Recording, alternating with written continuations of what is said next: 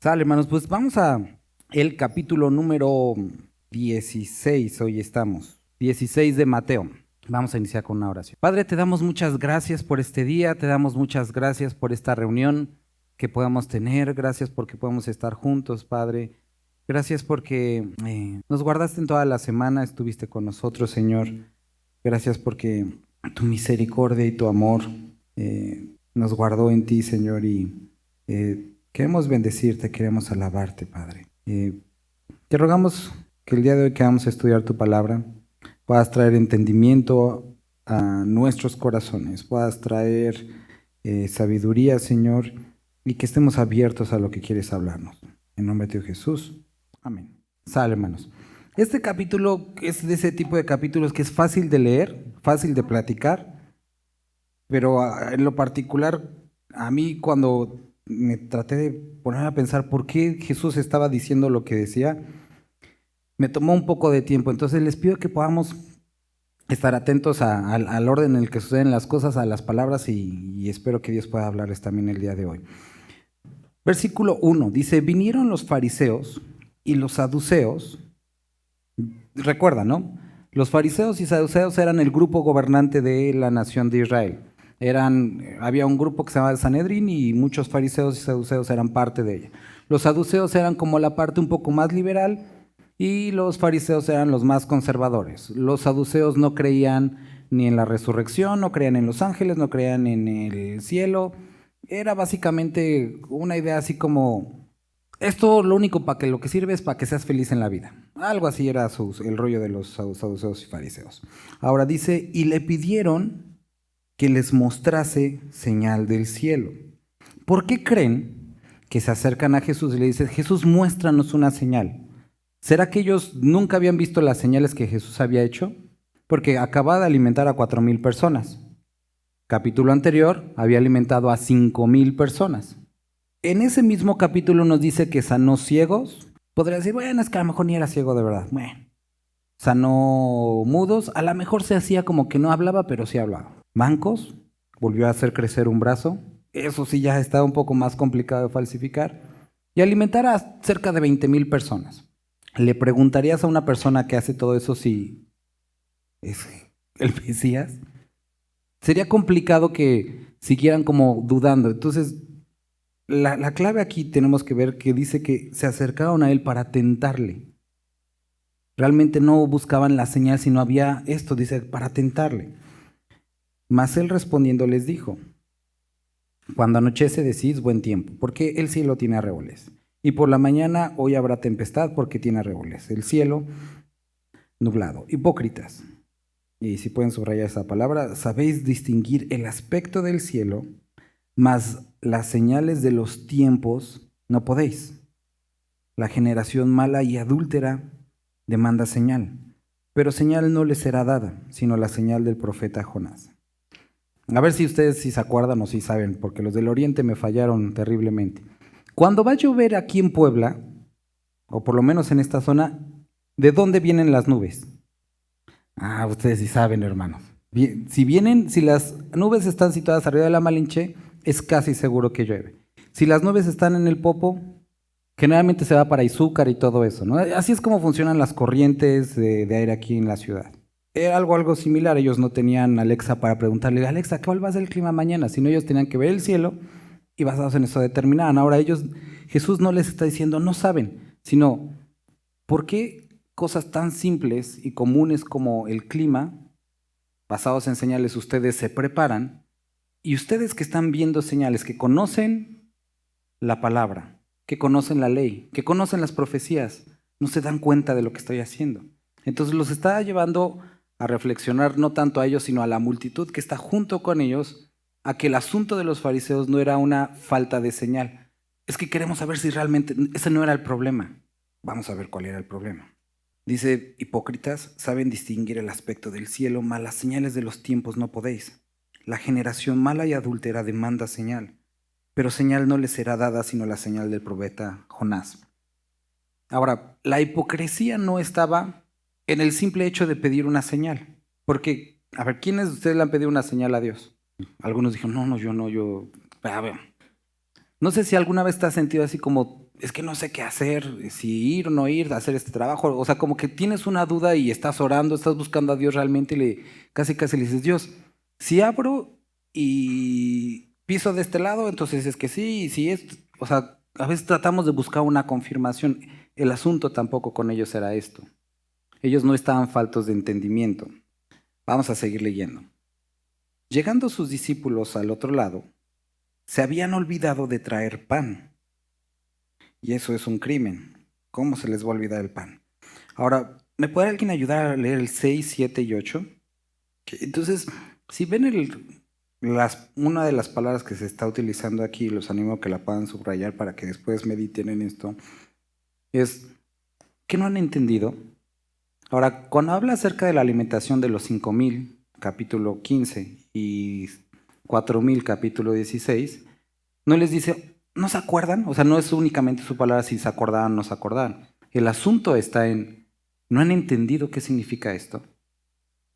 Ese es el asunto. Ahora, a diferencia de los fariseos sí entendían, porque habían, y nosotros podemos verlos en los evangelios, habían intentado apedrear a Jesús. ¿Por qué? Porque se había proclamado Dios. Sí entendían qué estaba diciendo. Entendían que se declaraba el Mesías. Por eso los rechazaban.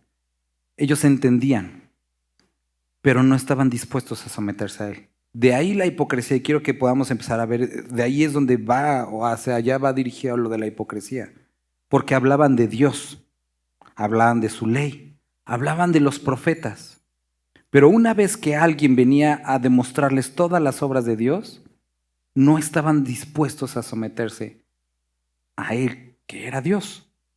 Entonces, por otra parte, los discípulos, a pesar de haber visto las señales, puede ser, y aquí les está diciendo Jesús, o sea, no han entendido de qué se trata todo esto. Sigamos teniendo esta idea. Ahora, les dice, versículo, ¿cómo es que no entendéis que no fue por el pan que os dije que os guardaseis de la levadura de los fariseos y de los saduceos? Entonces, ¿qué fue lo que entendieron? Que no les había dicho que se guardasen de la levadura del pan, sino de qué. ¿Cuál era la doctrina de los fariseos? Esa es una pregunta que nos tenemos que hacer. Hace rato que les preguntaba a los hermanos allá, me decían, la ley. Podría ser nuestra respuesta inmediata. La doctrina de los fariseos era la ley, pero ¿realmente era la ley de Dios su doctrina? Eso es lo que ellos decían que era su doctrina. Como muchos el día de hoy dicen, soy cristiano. Ok, hacemos una evaluación detallada de sus obras, de sus palabras, de sus actos, y puede determinar si esa es su doctrina o esa no es su doctrina. Entonces, la doctrina que está hablando aquí no es que los fariseos fueran fariseos o los saduceos saduceos, o que siguieran la ley o que no siguieran la ley. La doctrina era ese conjunto de creencias que hacían a ellos lo que eran. Era la teoría o el pensamiento o la fe detrás de sus actos. Esa era su doctrina. Y eso es lo que estaba cuestionando Jesús. Tengan cuidado con ese tipo de doctrina. Y que estaba asociada con una palabra con la que empezó, hipocresía. Vamos a ver ahorita un poco más. Viniendo Jesús a la región de Cesarea de Filipo, preguntó a sus discípulos diciendo, entonces vienen a esta región donde está, bueno, el chiste es que vienen a esta región. Y dice, ¿quién dice los hombres que es el Hijo del Hombre? Algunos dijeron, unos Juan el Bautista, otros Elías y otros Jeremías, o alguno de los profetas. Él les respondió y les dijo, ¿vosotros quién decís que soy yo? Respondiendo Simón Pedro, dijo, tú eres el Cristo, el Hijo del Dios viviente. Entonces le respondió Jesús, bienaventurado eres Simón, hijo de Jonás, porque no te lo reveló carne ni sangre, sino mi Padre que está en los cielos. Y se ha sentido muy orgulloso Pedro. Ahora, ¿esto ya había sucedido? ¿Alguno de sus discípulos o alguna persona le había dicho, tú eres el Hijo de Dios? ¿Alguien? ¿No? Sí, ya había ocurrido. El mismo Pedro, no sé si recuerdan, cuando estaban en la tempestad, dijeron, ¿quién es este hombre que el mar le responde. Estaban estos ciegos que le habían dicho, Jesús, hijo de David. Lo habían reconocido como el Mesías. En Juan nos describe que también se le había reconocido anteriormente como el Mesías. Felipe había dicho, tú eres el Hijo de Dios. Ya se le habían dicho. Pero ¿por qué hasta este punto Jesucristo le dice a Pedro, bienaventurado Pedro? Quiero que analicemos en la luz de lo que estamos leyendo, y si lo quieres leer en tu casa, está en Lucas, está en Juan y está ahorita aquí en el Evangelio de Mateo. En las otras ocasiones que ellos lo reconocen como el Mesías, había un milagro de por medio. Había un milagro y entonces eso los llevó a decir, tú eres el Mesías. Pero aquí no había milagros. Aquí no había ningún tipo de milagro de por medio. Era una pregunta.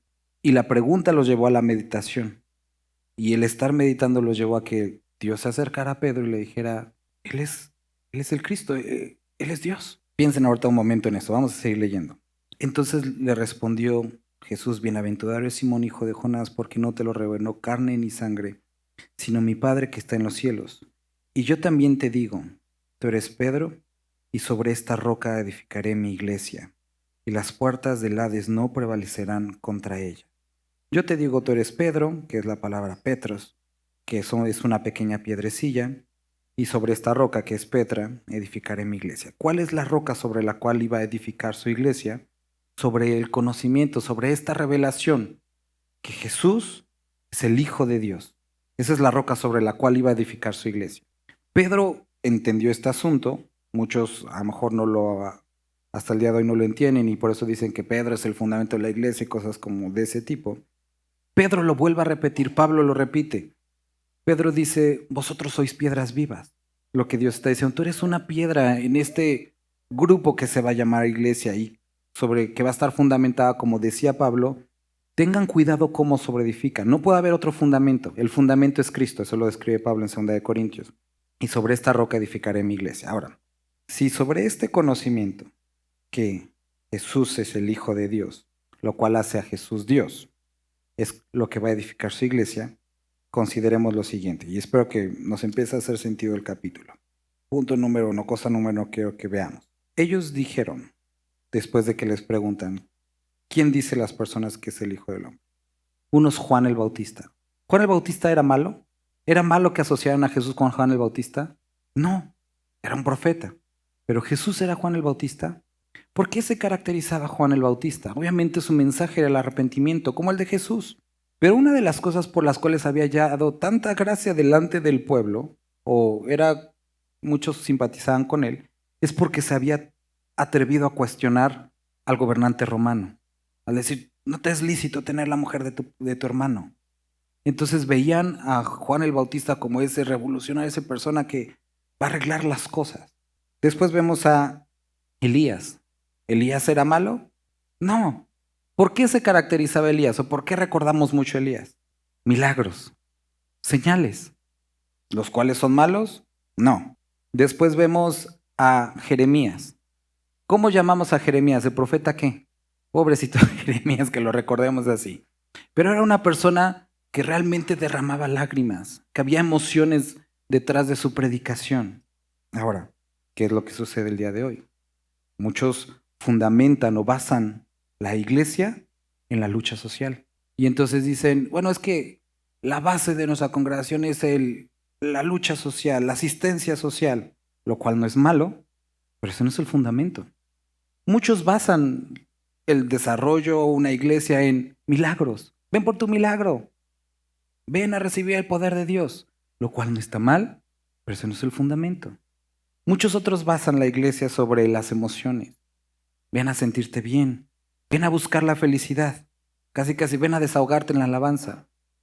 Lo cual, las emociones no son malas, pero ese no es el fundamento. Y entonces llegamos a esta pregunta esencial. Para nosotros, ¿quién es Cristo? ¿Y cuál es el fundamento? Ahora, considera lo siguiente. ¿Qué implica el que en varias ocasiones ya le hayan dicho Mesías, pero era resultado de una emoción o de un milagro, y en esta ocasión haya sido producto de la meditación y de la revelación del Padre? Lo que está implicando aquí, o a lo que quiere llevarnos, es que estaban los fariseos, que tenían el conocimiento, pero que este conocimiento no les servía de nada, porque lo único que ellos querían era seguir su propio camino. Y como muchos otros estaban pidiendo señales, iban a la sanidad, pero no estaban dispuestos a someterse a Dios. Y en esta ocasión, Pedro está diciendo algo muy importante. Tú eres Dios. Eso quiere decir que lo que tú digas, nosotros hacemos. Lo que tú ordenes, nosotros lo cumplimos. Y los fariseos, ¿por qué se habían acercado a Jesús? Querían tentarle, no querían someterse. Y es ahí donde está la hipocresía. La hipocresía está en un grupo de personas que se dicen estar asociados con Cristo, pero no tienen el deseo de someterse a Él. Y si a lo mejor no en lo consciente, esa es tu doctrina, el venir aquí, el ir a otro lugar, simplemente para calmar tu conciencia, estás viviendo un evangelio hipócrita. Si hay áreas en las de tu vida que tú le dices, Dios, aquí no te metas, estás siendo hipócrita, porque lo estás llamando Dios y no es tu Dios. No sé si en algún momento alguno de ustedes, o alguna de ustedes, o conocieron a alguien, fue de esta forma, que entablaron relaciones sentimentales con alguien solamente para sacar un beneficio. Un beneficio físico, tener relaciones, un beneficio económico. Esto es lo que estaban haciendo los fariseos. Entablaron esta relación con Dios únicamente para beneficiarse de Él. Pero no les interesaba una comunión, no les interesaba un sometimiento. Y hoy tienes que pensar, hermano, tienes que pensar, hermana, si esta es tu condición. Porque podemos decir, aleluya, gloria a Dios, soy cristiano, cosas como esas, producto de la emoción. Pero cuando son las emociones son pasajeras. Pero si esto es producto de un minucioso análisis, meditar, y que se acerca la palabra de Dios a ti, se acerca Dios a ti, tú dices, cierto, yo decido, yo quiero seguirlo, Él es mi Dios. Entonces se vuelve algo significativo, algo real, algo auténtico.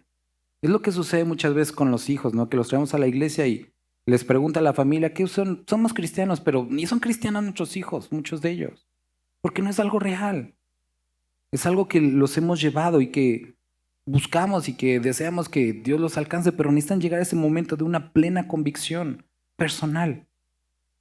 No algo producido, no algo manipulado ni por canciones ni por sentimientos, sino algo producto de haber leído, haber visto las evidencias, considerarlo y que Dios traiga ese como entendimiento y convicción a nuestra vida.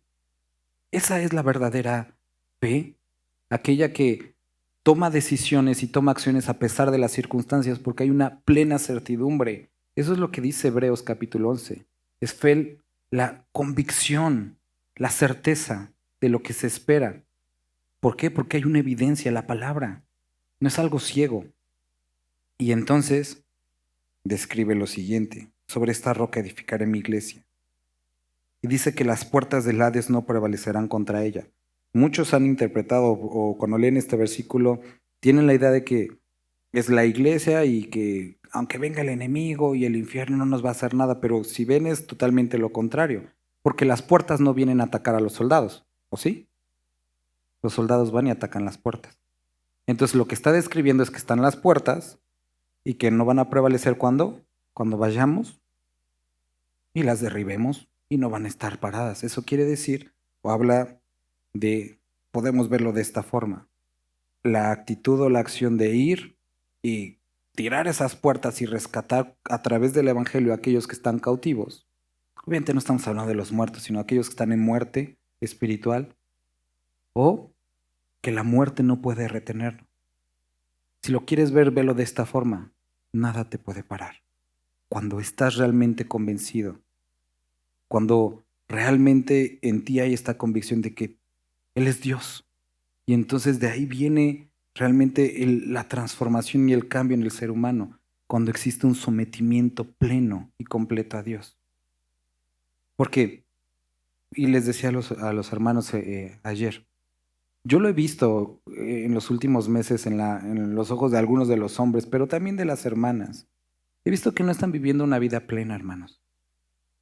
O sea, veo Digo, todos tenemos luchas, pero muchos se han rendido a esa lucha, se han rendido al pecado.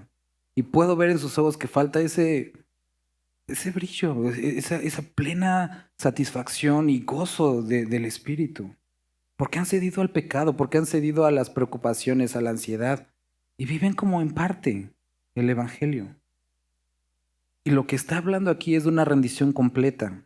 Y ahorita vamos a ir allá. Lo cual nos da la capacidad de vivir en libertad completa. Libertad de nosotros mismos, libertad de nuestro pecado, libertad de nuestros frustraciones, de nuestros remordimientos, libres realmente. Entonces le dice, a ti daré las llaves del reino de los cielos. Y pobre Pedro, a partir de aquí todo el mundo se lo imagina con su llaverote enorme. Y todo lo que atares en la tierra será atado en los cielos, y todo lo que desatares en la tierra será desatado en los cielos. Ahora, esto eh, tristemente ha sido mal tomado y mal interpretado, y de ahí todas estas ondas de confesar y de atar y desatar y amarrar demonios y al diablo y lo que sea. Pero no es lo que describe. Recuerda, Mateo está escribiendo a un público judío y sus dichos, sus figuras, lo que utiliza es como en términos judíos. Y cuando un padre decía, voy a atar a mi hijo, no es que lo iba a amarrar como decía este cuate, como puerco, no.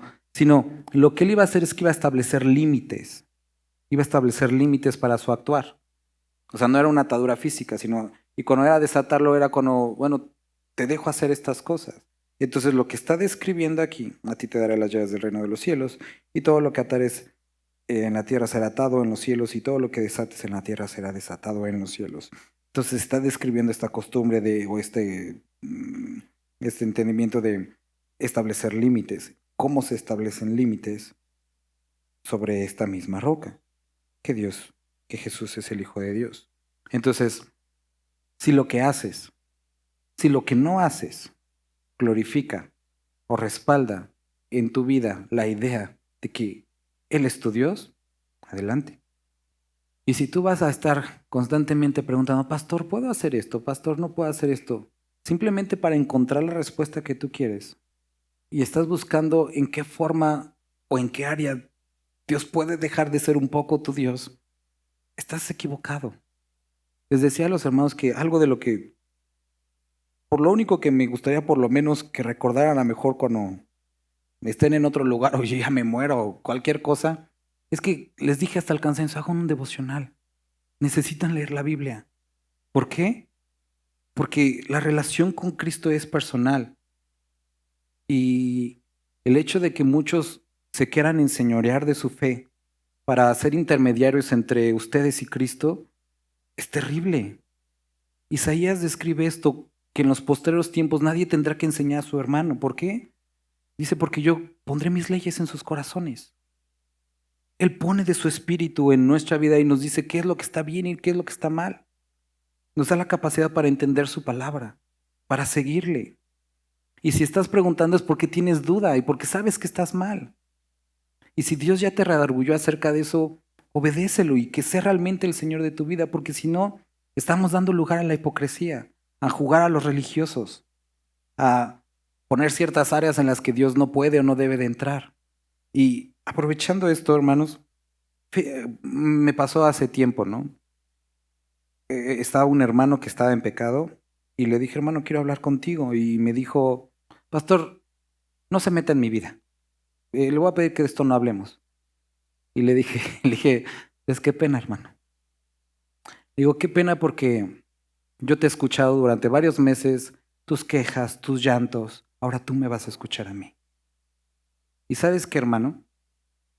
Mi labor como pastor, nuestra labor como iglesia es hablar lo que es correcto. Si alguno de ustedes considera que no es lo que quieren hacer, están en su derecho. Pero yo no puedo callar, los demás no podemos callar lo que dice la palabra. Ese es el propósito de la congregación. Ese es el propósito de la iglesia. Hablar la palabra y que Cristo sea el Señor de nuestra vida. Y si alguien quiere asistir a la congregación pero no someterse a Dios, este no es un lugar para ustedes. Y eso, la iglesia no esta, sino en general no es lugar para alguien que no quiera someterse a Dios. Si alguien quiere venir y perseverar en su pecado y tener la pretensión de que Dios debe de aceptarlos de esa forma, están equivocados. Y este no es el lugar para ese tipo de personas. Pero si estás luchando y quieres buscar libertad y que Dios transforme tu vida, hermano, vamos a batallar juntos y vamos a caminar en la gracia de Dios, que Él transforme nuestras vidas. Esto es lo que estaban viviendo los fariseos, esto es lo que estaban observando los discípulos. Y entonces, desde entonces comenzó a Jesús a declarar a sus discípulos que le era necesario ir a Jerusalén y padecer mucho de los ancianos, de los principales sacerdotes y de los escribas, y ser muerto y resucitar al tercer día. Y entonces Pedro, ya sintiéndose muy revelado por Dios y que el Padre le hablaba casi nomás a él, se acerca a Jesús, lo agarra de la mano y le dice: a ver, Jesús, quiero aconsejarte. Lo tomó aparte, versículo 22, y comenzó a regañarlo, a reconvenirle, diciendo: Señor, ten compasión de ti, en ninguna manera esto te acontezca. ¿Te has puesto en ese plan con Dios? Que casi lo agarras así de la mano y dices: a ver, siéntate, Dios, mira, te voy a explicar cómo es la vida, te voy a explicar cómo deberías de ayudarme, así es como me debes de ayudar. Y entonces, supongo que a lo mejor Pedro lo quiso hacer muy discreto y Jesús pues lo dice, y para que todos lo escucharan, y le dice: quítate delante de mí, Satanás, me eres tropiezo, porque no pones la mira en las cosas de Dios, sino en la de los hombres. Entonces Jesús dijo a sus discípulos: si alguno quiere venir en pos de mí, niéguese a sí mismo y tome su cruz y sígame. ¿Quién tiene la certeza que Dios le ha hablado? En alguna ocasión, obviamente a lo mejor no audiblemente, pero en alguna ocasión a través de algo, siento que esto es de Dios, ¿sí? ¿Y quién después de eso ha hecho algo terriblemente tonto y terrible y pecaminoso? Bueno, nos podemos identificar de alguna forma aquí con Pedro. Tiene una revelación enorme. Jesús lo felicita. Le dice: bienaventurado Pedro. Y después, hablando de parte de Satanás.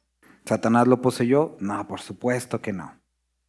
Es que él se puso en un estado, en una condición en la que permitió escuchar mentiras y simplemente las repitió. ¿Y cuál fue el asunto? ¿Cuál fue el problema? Que apartó los ojos de Dios y la puso en las cosas de los hombres.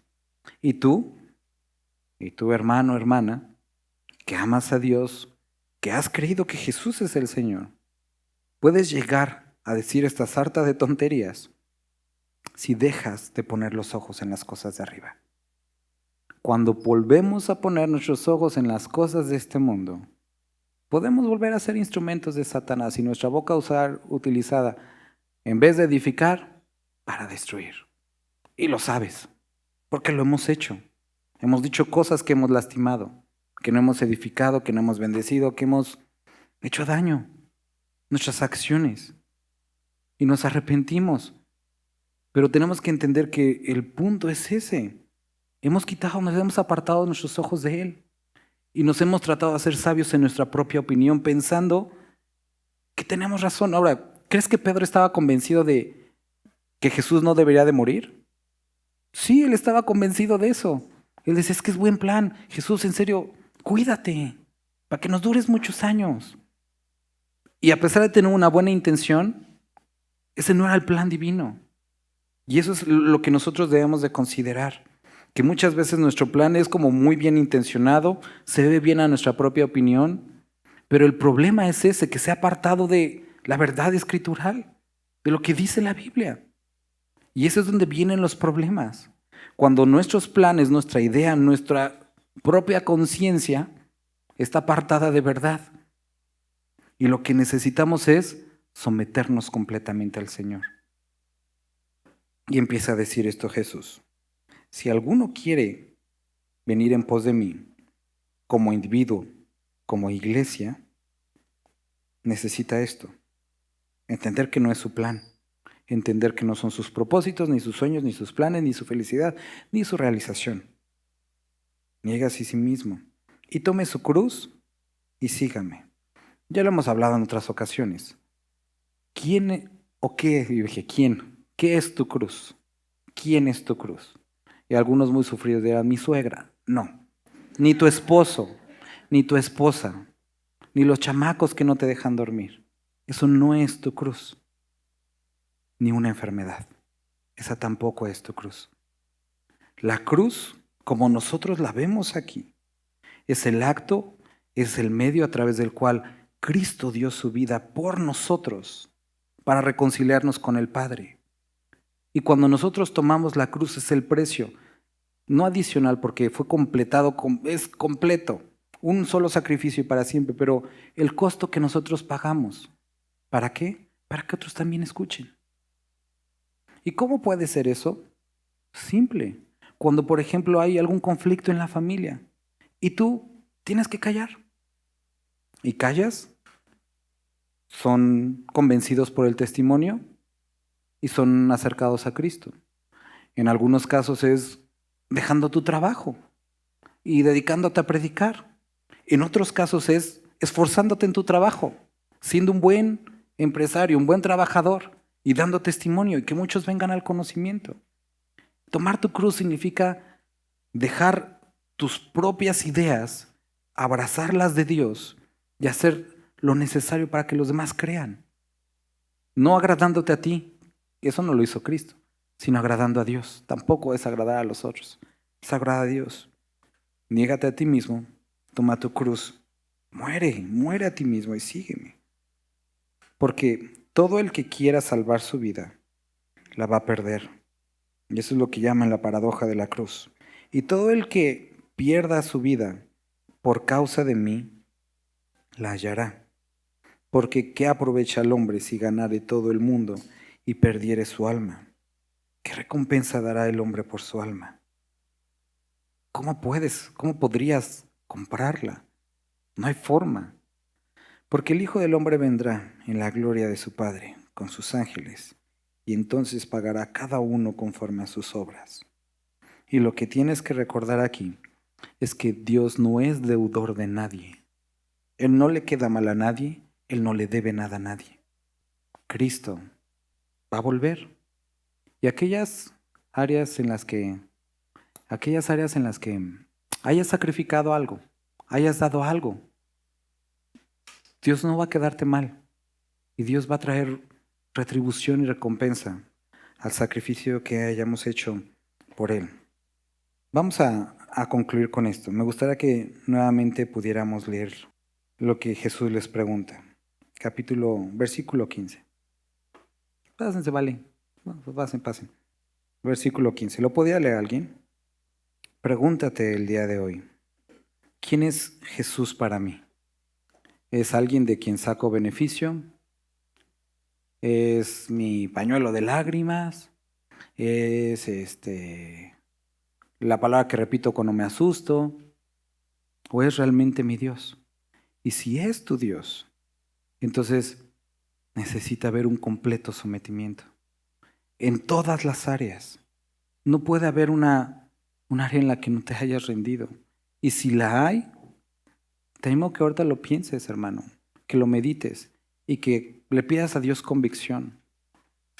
Porque este es el problema del final de los tiempos que describe Timoteo.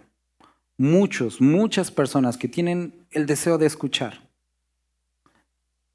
muchas personas que tienen esa comezón de como conocer, pero simplemente es eso. No es el deseo del sometimiento. ¿Por qué? Porque en el libro de Timoteo nos describe el carácter de los hombres al final de los tiempos y la característica de la cual se deriva todo es amadores de sí mismos. No aman a Dios, se aman a sí mismos. Y necesitamos una rendición a Dios para realmente ser libres y realmente tener vida. Y si has vivido como medio muerto y medio vivo y quieres experimentar la vida, te animo, vamos a ponernos de pie, vamos a orar. Y vamos, si gustas, pídele a Dios que transforme esa área, ríndete a Dios. Padre, estamos hoy delante de ti, Señor. Padre, tú nos conoces y sabes, incluso en esas áreas en las que nos hemos llegado a engañar y que no te estamos reconociendo como Dios. Señor, si hemos jugado a los cristianos, si hemos jugado a los religiosos, pero hemos vivido en hipocresía, hablando algo que no vivimos, repitiendo hasta el cansancio cosas que no hemos vivido, ni siquiera hemos entendido. A pesar de las muchas muestras de amor que has tenido para nosotros, Señor, Padre, hoy queremos que por favor traigas esa convicción a nuestra vida, que tu Espíritu Santo nos transforme y que podamos rendirnos a ti, Señor. Y Padre, ahorita que vamos a cantarte, que estas palabras puedan salir de un corazón arrepentido y que entiende quién eres tú.